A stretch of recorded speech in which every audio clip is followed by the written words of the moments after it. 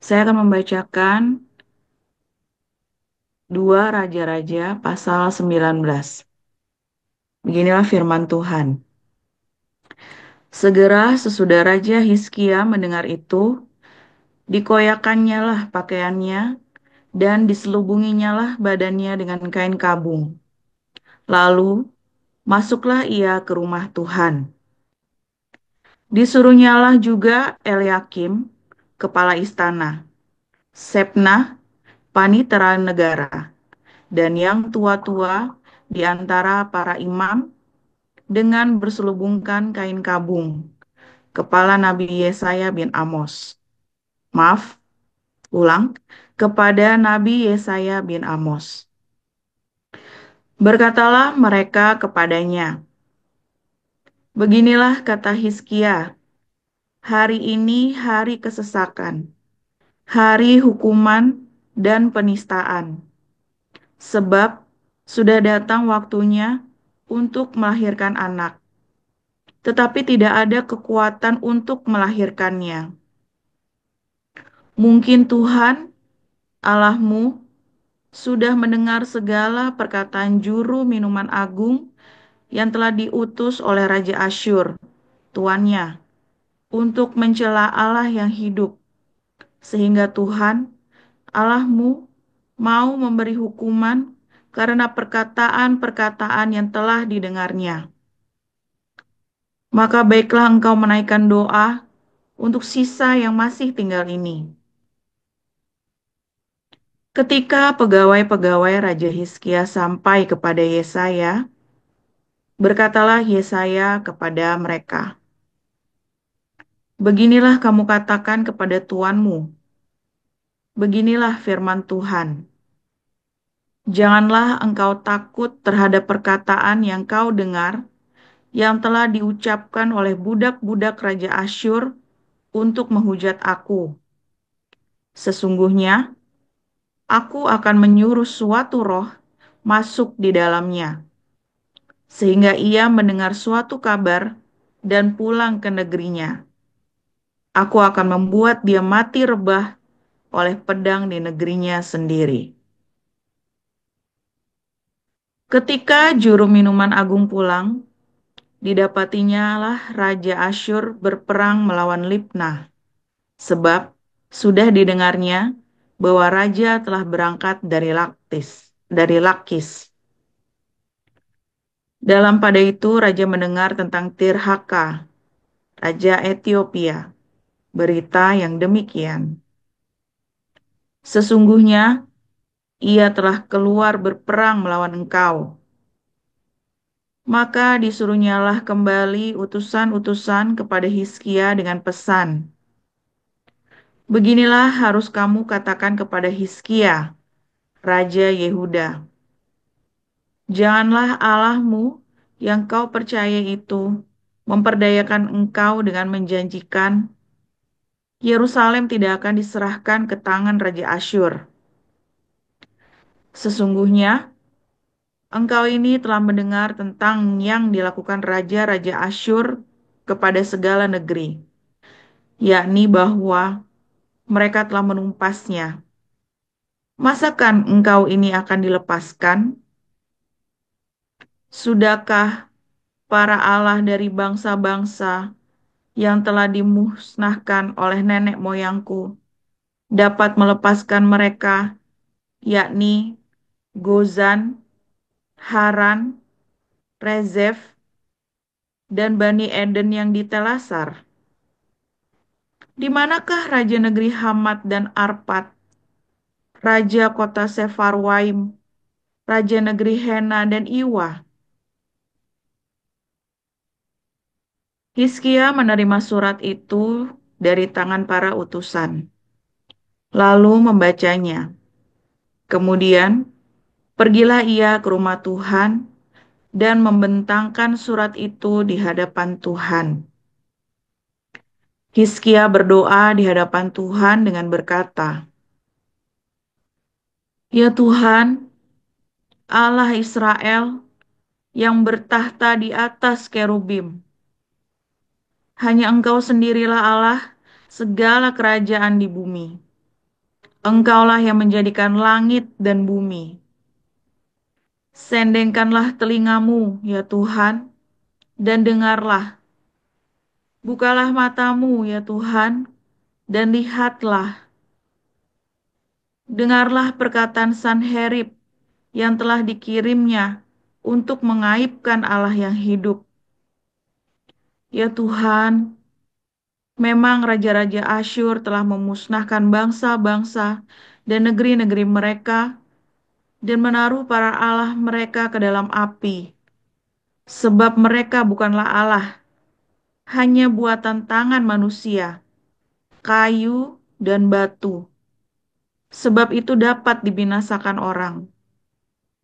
Maka sekarang ya Tuhan, Allah kami, selamatkanlah kiranya kami dari tangannya, supaya segala kerajaan di bumi mengetahui bahwa hanya Engkau sendirilah Allah, ya Tuhan.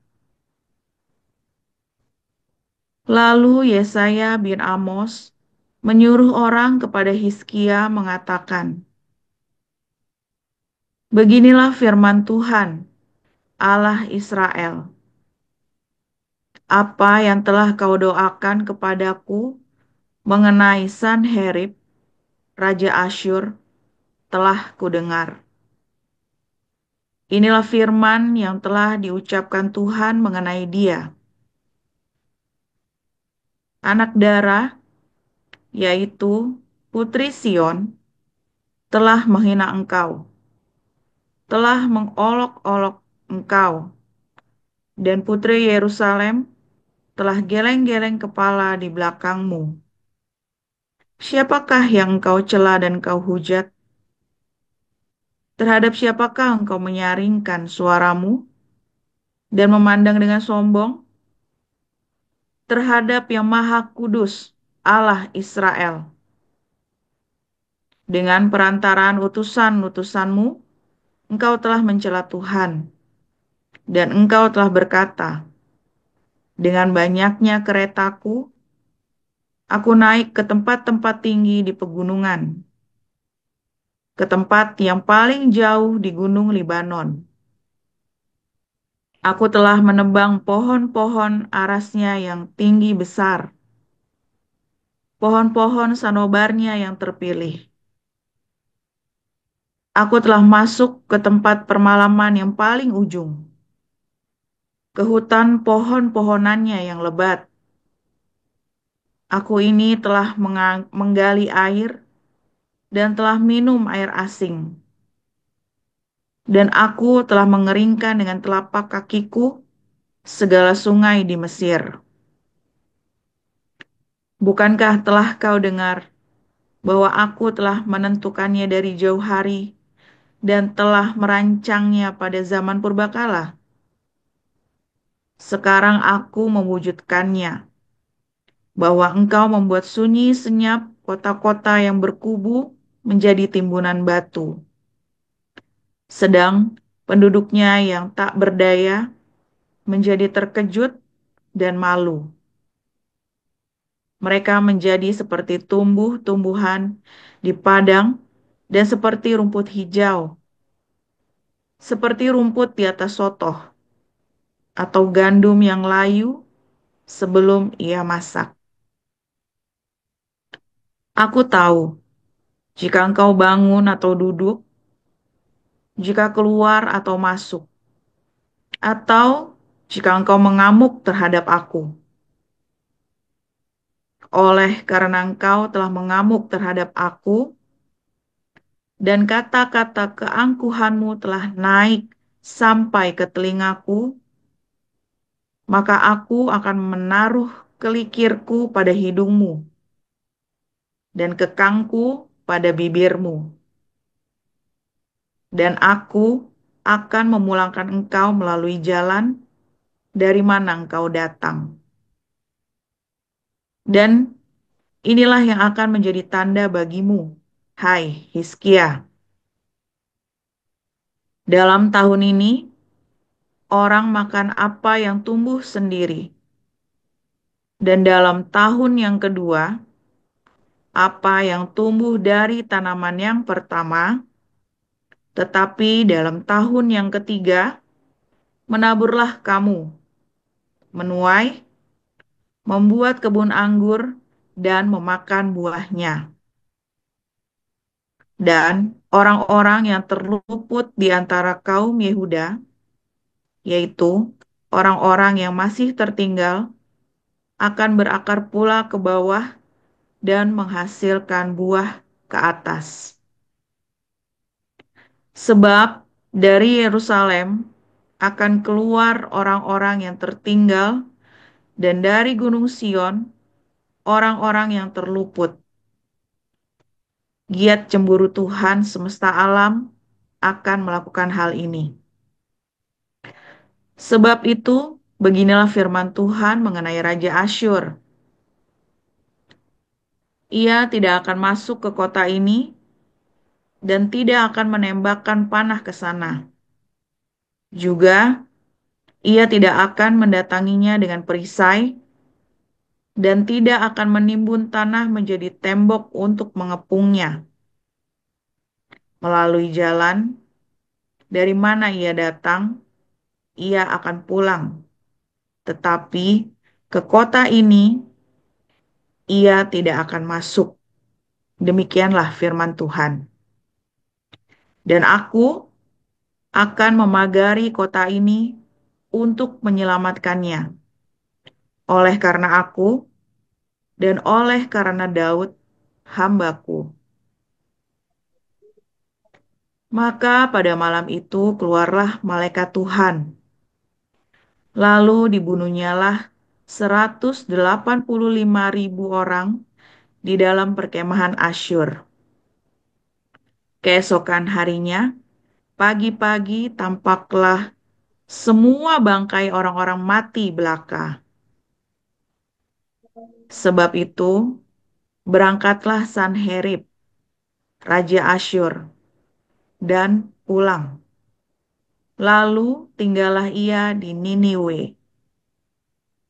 Pada suatu kali, ketika ia sujud menyembah di dalam kuil Nisrok, Allahnya, maka Adramelek dan Sarezer, anak-anaknya, membunuh dia dengan pedang. Dan mereka meloloskan diri ke tanah Ararat. Kemudian Esarhadon, anaknya, menjadi raja menggantikan dia. Demikian firman Tuhan. Saya lanjutkan dari 1 Petrus 5 ayat 1 sampai 14.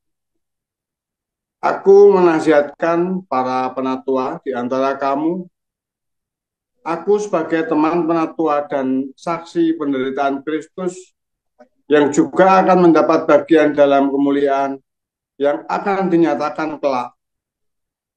Gembalakanlah kawanan domba Allah yang ada padamu. Jangan dengan paksa, tetapi dengan sukarela sesuai dengan kehendak Allah. Dan jangan karena mau mencari keuntungan, tetapi dengan pengabdian diri. Janganlah kamu berbuat seolah-olah kamu mau memerintah atas mereka yang dipercayakan kepadamu. Tetapi hendaklah kamu menjadi teladan bagi kawanan domba itu. Maka kamu, apabila Gembala Agung datang, kamu akan menerima mahkota kemuliaan yang tidak dapat layu. Demikian jugalah kamu, hai orang-orang muda, tunduklah kepada orang-orang yang tua, dan kamu semua rendahkanlah dirimu seorang terhadap yang lain. Sebab Allah menentang orang yang congkak, tetapi mengasihi orang yang rendah hati. Karena itu rendahkanlah hatimu di bawah tangan Tuhan yang kuat, supaya kamu ditinggikannya pada waktunya. Serahkanlah segala kekhawatiranmu kepadanya, sebab ia yang memelihara kamu. sadarlah dan berjaga-jagalah. Lawanmu si iblis berjalan keliling sama seperti singa yang mengaum-aum dan mencari orang yang dapat ditelan. Lawanlah dia dengan iman yang teguh, sebab kamu tahu bahwa semua saudaramu di seluruh dunia menanggung penderitaan yang sama. Dan Allah sumber segala kasih karunia yang telah memanggil kamu dalam Kristus kepada kemuliaannya yang kekal akan melengkapi, meneguhkan, menguatkan, dan mengokohkan kamu sesudah kamu menderita seketika lamanya. Ialah yang mempunyai kuasa sampai selama-lamanya. Amin. Dengan perantaraan Silwanus yang kuanggap sebagai seorang saudara yang dapat dipercayai, aku menulis dengan singkat kepada kamu untuk menasihati dan meyakinkan kamu bahwa ini ialah kasih karunia yang benar-benar dari Allah. Berdirilah dengan teguh di dalamnya. Salam damai kamu sekalian dari kawanmu yang terpilih yang di Babylon dan juga dari Markus, anakku. Berilah salam seorang kepada yang lain demi dengan cium yang kudus. Damai sejahtera menyertai kamu sekalian yang berada dalam Kristus. Amin. Demikian sabda Tuhan. Amin. Terima Terima kasih. kasih untuk lektor kita hari ini ya, Bu Ayu dan Pak Murji. Terima kasih, Tuhan Yesus memberkati. Ya, Bapak Ibu, tiba saat Menurut orang-orang Islam itu setan lagi diikat, saudara ya. Tetapi kalau menurut saya justru lagi Ramadan itu setan itu berkeliaran dengan gila-gilaan, saudara ya. Hawa nafsu itu dilampiaskan di Ramadan itu ya. Waktu ibu saya punya toko ya di pinggir jalan ya, di tengah kota itu ya. Maka waktu Ramadan itu harganya langsung dinaikkan 3 kali lipat, saudara. Wah, orang itu tetap aja ya, saudara ya. Gila ya. Sampai 3 kali lipat pun dihajar, saudara ya. Dan gila-gilaan ya, memang ya. Itu jalanan penuh, saudara ya. Penuh kayak seperti pasar raya malam itu. Padahal itu jalan bis loh, saudara ya. Jalan bis itu di depan pasar itu ya. Seperti dan di situ nanti ya pas lagi Ramadan nanti mulai tuh ya, petasan apa segala macam, nanti deket-deket Lebaran nanti orang udah mulai tabuhan ya, padahal masih puasa tapi tabuhan ya. Habis itu tabuhan papasan dengan yang punya tabuhan yang lain yang pakai itu beduk gitu ya, beduk yang gitu ya, terus kok tatap-tatapan gitu, tawuran sudah nanti ya, tawuran. Nah saudara, itulah yang setan-setan yang dilepas, saudara. Semua setan dilepas dari neraka. Ya kan, tawuran, kecelakaan, paling banyak kan saat Ramadan tuh ya. Kecelakaan, orang mati mendadak. Orang mati mendadak di Ramadan itu lebih banyak daripada waktu COVID di Indonesia, saudara. Serius ya.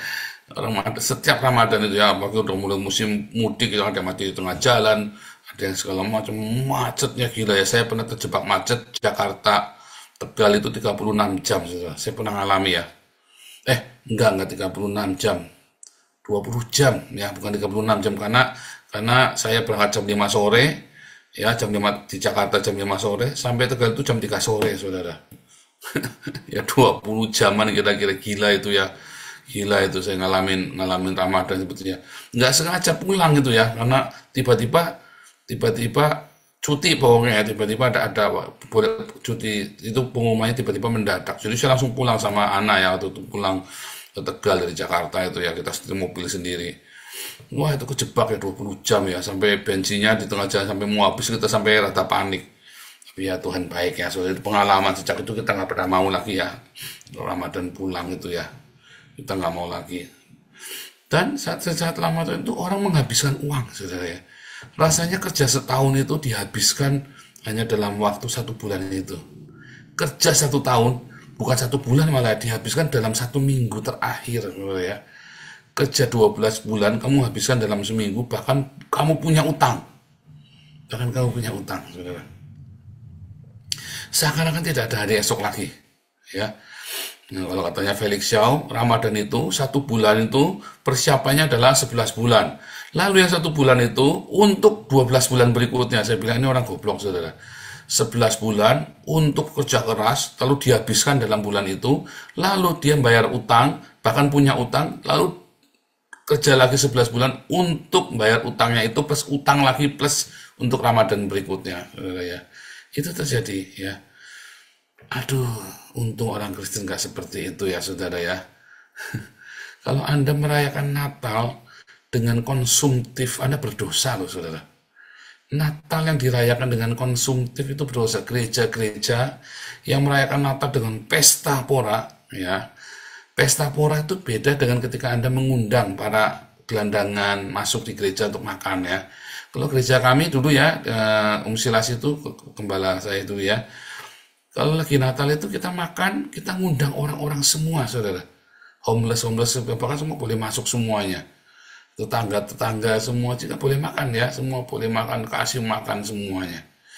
Dengan makan yang sederhana, tapi seneng ya. Bukan pesta pora, saudara ya. Jadi kalau Anda Natal untuk pesta pora, Anda itu sedang melakukan hal yang tidak kudus, yang najis. Pesta pora saat Natal itu adalah kenajisan, saudara. Pesta pora ya, bermewah-mewah begitu ya, menghambur-hamburkan uang, petasan yang dibuang-buang begitu, jedar itu tahun baru itu. Kalau Anda pesta pora itu Anda sedang berdosa, saudara. Rayakan dengan apa? Memberi makan ya. Ulang tahun juga sama ya, kamu memberi makan, undang orang-orang ini, saudara. Kalau ulang tahun itu ke panti asuhan atau apa, diajak, diundang, bikin pertunjukan yang bagus ya. Itulah yang harus dilakukan saat Natal, ulang tahun, atau tahun baru, perayaan-perayaan kita harusnya begitu. Nah, saudara, karena di masa-masa, apalagi sekarang ini ya, Anda dengar gelombang PHK di mana-mana ya.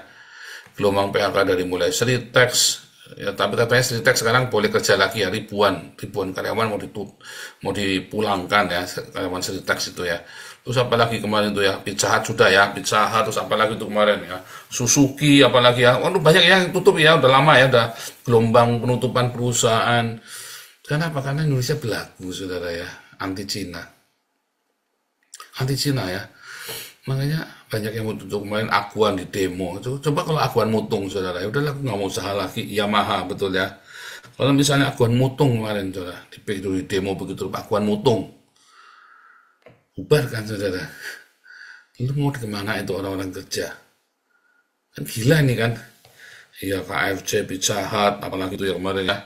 Aduh, saudara, ini Sritex. Kemana ada barusan ya? Saya kemarin dikirimin ya, sebentar ya, sama si Ompung Toba juga ngirimin lagi ya. Ngeri loh, saudara ya. Penutupan ini rasanya memang membuat khawatir ya, saudara ya. Saudara kalau tahu rasanya itu ya, tahu rasanya melihat barisan orang-orang di PHK itu ya. Saya itu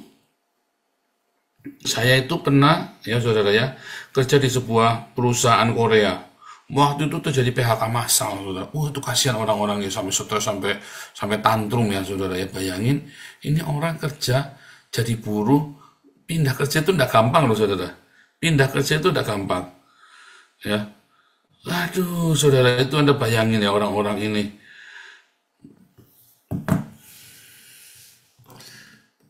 Anda di sini ada yang termasuk dalam gelombang itu nggak? Gelombang PHK itu?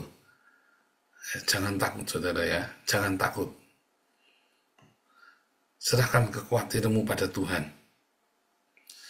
Ingat-ingat ya, yang sudah diajarkan. Ingat-ingat. 1, jujur itu penting. Kerja yang jujur. 2, kerja yang rajin, saudara. Kerja yang jujur, 2 yang rajin. 3, harus rendah hati. Jangan banyak komplain. Harus rendah hati, saudara. Ya, jangan Anda ya sok-sok ikut-ikutan demo kalau lagi kerja. Kamu kerja ya, kalau kamu tidak seneng gajinya, ya kamu pindah. Bukannya demo. Saya tidak setuju ya, walaupun gajinya di bawah UMR, lalu Anda demo, minta gaji diperbaiki. Kalau kamu tidak suka kerja di situ, kamu jangan rusuhi, saudara. Ya, kalau kamu udah senang, nggak apa-apa, kamu pindah saja. Cari yang bisa gaji sesuai maunya kamu. Ya, saya mau gajinya 100 juta, ya cari sana yang gajinya 100 juta kalau ada. Kalau enggak ada, Kamu lagi kerja, duduklah baik-baik di sana. Ya, kamu perlu kerendahan hati. Tapi ini harga diri Pak, prinsip bukan. Ini masalahnya adalah kamu bodoh. Kalau kamu sudah lakukan ini ya, rajin, jujur, rendah hati. Selanjutnya kamu serahkan sama Tuhan, saudara. Jangan takut dengan gelombang PHK. Ya, kalau gelombang PHK selalu yang dipecat bukan karyawan yang bodoh, saudara. Bukan. Tapi karyawan yang sok pinter. Ya, diingat-ingat tuh saudara ya. Gelombang PHK yang dipecat yang pertama kali kloter pertama itu karyawan yang sok pinter. Tapi ini memang benar-benar pinter Pak. Iya, tetap dipecat kalau dia sok pinter. Dikit-dikit protes, dikit-dikit ngeritik, dikit-dikit ya. Itu dipecat pertama kali. Ya, apalagi kalau Anda sering demo, itu pasti dipecat pertama kali. Jadi kalau Anda kerja, jangan sok-sokan ikutan demo. Kalau kamu udah senang kerja di situ, udah usah di situ kerjanya. Ya, partai buruh atau perserikatan buruh atau ikatan buruh itu semua itu ya, itu adalah preman-preman. Mereka itu orang yang malas kerja, lalu kamu diprovokasi sama dia supaya sama-sama malesnya. Jadi kalau kamu ikut-ikutan mogok, ikutan macet, kamu tuh bodoh, saudara. Ya, sehingga kalau terjadi kekhawatiran nih gelombang PHK ya, kamu tuh jadi khawatir. Memang kamu harus khawatir. Kalau kamu suka demo, ya, kalau kamu suka protes, kalau kamu suka ngeritik, kalau ada PHK ini ya memang sepatutnya kamu harus khawatir. Karena kalau saya jadi bosnya, kamu pasti tak pecat pertama kali. Serius, saudara. Serius. Saya dari dulu kalau kerja, gaji saya kekecilan ya, saya akan nanya, Pak, boleh nggak dapat tambahan gaji setelah saya kerja ya? Saya kalau kerja itu nggak hitungan, saudara. Saya sungguh-sungguh kalau kerja, tidak pernah saya tawar-tawaran. Kalau ada orang kasih saya kerjaan, ya, selagi saya bisa kerjakan, tak kerjakan semua. Bahkan sesulit apapun, saya tidak akan pernah bilang, aduh saya nggak bisa, enggak. Caranya bagaimana, tak kerjain. Saya paling seneng kalau bos percayakan kepada saya pekerjaan-pekerjaan yang sulit. Pasti saya tambah pinter. Kalau saya tambah pinter, saya minta gaji naik, enggak. Enggak, saya tunjukkan dulu saya bisa mengerjakannya dengan rajin. Suatu ketika, bos itu kan nanya, bagaimana? Bisa Pak? Bisa. Bos juga khawatir, kamu sudah pinter, pasti kamu akan pindah. Makanya dinaikkan dulu gajinya sama dia. Percaya saya, saudara. Kalau ya, tapi kalau kamu dalam 5 tahun gaji nggak dinaikkan dan kamu merasa sudah pintar, kamu nyoba ngambil tempat lain. Tapi jangan 1 tahun, baru 1 tahun kamu mau ngambil tempat lain, sok minter. Percaya saya, saudara ya, itu rahasia orang kerja. Saya punya anak buah ratusan dulu ya. Nah, yang kalau ada apa-apa yang keminter itu. Jadi kalau ada saat ini ya terjadi resesi ekonomi di Indonesia, kan sudah saya buatkan beberapa tahun yang lalu ya, 2 tahun yang lalu. Pasti Indonesia ruwet, gelap. Saya sudah katakan pasti ruwet ini Indonesia. Ya makanya kan sekarang tagar kabur dulu dari Indonesia kan. Itu sudah saya nubuatkan semua kan. Pasti chaos Indonesia ini, chaos. Tagar kabur dulu itu malah buat percayaan, malah diremehin ya sama menteri tenaga kerja atau siapa itu ya, bodoh itu ya. Saudara, apakah Anda harus khawatir kalau Anda tidak punya karakter yang baik? Nah, ini kan paradoks kan. Anda harus khawatir, saudara. Kalau Anda sombong, kalau Anda tidak jujur, kalau Anda tidak jujur, Anda males, kalau Anda tidak rendah hati, maka Anda harus khawatir. Cemas pada depresi, Anda harus depresi. Supaya Anda berpikir, ternyata kesombonganmu itu membuatmu dalam posisi bencana. Ya. Tapi kalau kamu selalu hidupmu dalam kerendahan hati, kamu rajin bekerja, kamu jujur, kamu tidak usah khawatir. Tidak usah khawatir, ya, karena Tuhan akan berikan yang terbaik untukmu, saudara. Ya, Sang Cinta itu pemilik alam semesta ini sangat jujur, saudara, sangat adil.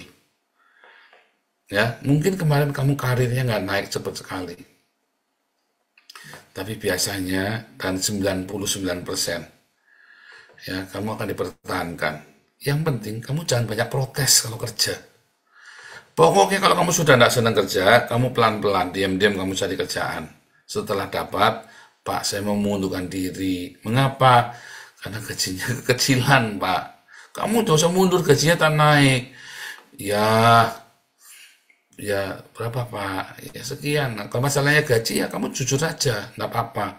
Tapi kalau masalahnya adalah karena kamu gesekan sama yang lain, wah itu ya kamu namanya sombong, saudara. Kalau masalah gaji kamu terbuka, nggak apa-apa. Aku dapat kerja Pak ini Pak, gajinya cuman beda 500.000, tapi buat saya 500.000 lumayan. Sudah kamu nggak usah pindah, kamu tak naikkan 1 juta. Biasanya begitu. Kalau kamu memang benar-benar rendah hati ya. Dan kamu memang rajin, tidak perlu pinter, saudara. Yang penting kamu rajin, rendah hati, ya, jujur. Rendah hati ya, penting saudara, rendah hati. Jangan protes, jangan apa-apa protes, saudara. Karena kamu itu dosa ya, sudah dikasih kerjaan, kamu masih cari-cari masalah, itu kamu dosa loh, saudara. Itu kamu lagi ibadah, lalu kamu mengeluh. Kerja itu kan sebuah ibadah, kamu mengeluh. Kalau kamu tidak suka, kamu jangan mengeluh. Ya pelan-pelan kamu cari kerjaan lain yang gajinya lebih bagus. Kalau memang atasanmu ternyata kurang ajar, memang ada ya. Tapi kan kita tidak bisa bilang, oh berarti semua atasan kurang ajar. Jangan-jangan kamu yang kurang ajar, saudara ya. Jalanin dulu, ya. Nah, makanya jangan bolos embun pagi. Jangan nanti kamu sudah tidur di pinggir jalan, kamu baru telepon kita, Pak, maaf Pak, saya mau ikut embun pagi lagi, tolong Pak dibayari kontrakannya. Nggak bisa, saudara. Kamu ikut 3 bulan dulu, baru kita bayari kontrakannya. Ya, 74% kehadiran. Berarti sebulan minimum kamu harus hadir 24 kali itu, saudara, minimum. Ya, nah, baru kamu bisa tuh kita tolong. Dan itu kan sangat membantu di masa-masa resesi ini. Kamu tidak perlu takut besok mau makan apa. Karena apa? Kalau kamu rajin embun pagi, pasti kamu akan dikirimin beras, saudara. Sebentar, ini jam berapa? Nanti saya kenakin lagi. Oh ya, 5 menit lagi ya. Kalau kamu ya dikirimin beras, kopi, ya kan apalagi tuh kemarin tuh paketnya embun pagi ya, sembakonya embun pagi. Ini kamu tidak usah khawatir, minyak ya kan, dikirimin. Sabun kadang-kadang, saya nggak tahu ya paketnya sekarang apa ya, maaf ya saya nggak tahu. Nah, kontrakan rumah pun kamu dibayarin, kamu nggak perlu pusing. Selama masa-masa yang sulit, kamu sambil berusaha cari kerjaan yang layak. Ya, jangan malas-malasan juga, ada banyak cara ya. Bahkan kamu tidak punya kuota internet saja, dibayarin kuotanya, saudara. Kurang apa lagi? Ya, karena itu perintah Tuhan untuk kita bisa berbagi dengan sesama. Ya, itu adalah perintah Tuhan untuk kita berbagi dengan sesama.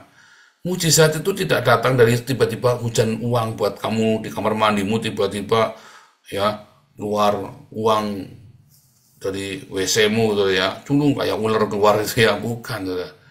Tiba-tiba dari tengah rumahmu pohon uangnya tumbuh, tidak ada begitu, saudara. Ya berkat itu ya dari komunitas, dari sesama anak Tuhan, dari sesama anak-anak Allah. Ya bukan anak Tuhan ya, anak Allah, dari sesama anak-anak Allah, Bene Elohim. Ya. Berkat itu dari sana, makanya rajin di komunitas, jangan meninggalkan perhimpunan, tempat belajar. Inilah tempat belajar episinagoge, saudara. Komunitas, kamu jangan pergi dari komunitas, belajar di sini. Ada banyak sekali berkatnya, saudara ya. Ada banyak sekali berkat jasmani dan rohani. Ya, kamu tidak perlu khawatir, ya. Bahwa nanti ungkit-ungkit Pak, mana pernah saya ngungkit-ungkit, saudara. Kadang-kadang kita kenal aja kagak, saudara, saya aja nggak ngerti. Ya yang kita kasih kan banyak orang nggak kenal kita, saudara ya. Berapa banyak kita nolongin nyelesain orang sekolahnya orang ya, ngeragati segala macam. Ya kan, kita juga nggak pernah cita-cita kan. Nah itu ya saudara ya. Jadi saudara, ada banyak sekali berkat, ada banyak sekali mujizat di dalam komunitas embun pagi ini. Yang penting kamu kerja yang rajin. Yang penting kamu kerja yang jujur. Yang penting kamu tetap rendah hati. Berkat itu selalu ada, saudara. Jangan takut, jangan khawatir dengan apapun juga. Serahkan itu sama Tuhan. Jangan khawatir, saudara. Semua yang terjadi itu, makanya kalau ada orang nakut-nakutin saya khawatir ini, khawatir itu, saya udah gak khawatir sama sekali, saudara ya. Ya, bahkan beberapa kali kita diboikot ya, yayasan Damaris itu ya, sampai habis donasinya kan. Nah, berapa kali kan, ya kita juga tenang-tenang saja. Berapa kali kita dijelek-jelekin ya, dibusuk-busukin sama orang. Ya kita tenang-tenang saja, donasi tetap. Saya sampai bilang dulu sama Bu Lianti ya, jangan takut. Kalau memang kita disuruh untuk memberi makan. Tuhan akan sediakan terus. Kalau tiba-tiba donasinya habis, ya berarti Tuhan suruh berhenti. Udah gitu saja, nggak usah pusing. Ya, saudara ya, makanya kalau Anda ingin yayasan ini tetap ada, donasinya yang banyak, ya, supaya banyak orang lebih banyak diberkati, ya, dari Anda buat Tuhan, dikelola oleh para pengurus untuk kesejahteraan umat, karena itu adalah umat Tuhan. Ya, saudara ya, ingat-ingat saudara, kerja yang jujur, ya, yang rajin, rendah hati. Ya, jangan ikut-ikutan demo, jangan ikut-ikutan protes-protes sok-sokan, saudara, nggak usah. Pokoknya kerja, kerja, kerja, kerja, kerja, kerja, kerja. Berkatmu itu bukan melalui kamu kerja, berkatmu itu adalah periuk nasimu yang akan diberkati. Kalau kamu udah kerja, nggak diberkati, kamu tetap harus kerja. Tapi berkatmu misalnya anakmu selalu sehat, anakmu tiba-tiba dapat beasiswa ke luar negeri, kamu tiba-tiba ya kan istrimu nggak pernah sakit, ya kan keluargamu selalu sehat, keluargamu semua nggak pernah masuk rumah sakit, itu kan berkat saudara. Ya kan kamu bisa tetap bekerja walaupun pas-pasan bahkan mungkin kurang, ya makanya jangan takut datang sama Tuhan, jangan pernah serahkan segala kuatirmu, bilang Jehovah Jireh, jangan takut saudara, ya jangan takut karena Tuhan pasti cukupkan. Ya, Allahku kan mencukupi keperluanku menurut kekayaan dan kemuliaannya. Jangan takut saudara, Jehovah Jireh. Bilang sama-sama, Jehovah Jireh, Tuhan sediakan. Tuhan sediakan makanan bagimu, Tuhan sediakan pakaian bagimu, Tuhan sediakan tempat tinggal bagimu, Tuhan sediakan pekerjaan bagimu. Jehovah Jireh, bilang sama-sama, Jehovah Jireh. Dan bilang Jehovah Shalom, berikan damai sejahtera, supaya kekhawatiranmu jangan dipancarkan kepada keluargamu, kasihan. Ya, Jehovah Shalom, Allah damai kita, Yesus sumber damai sejahtera kita. Amin.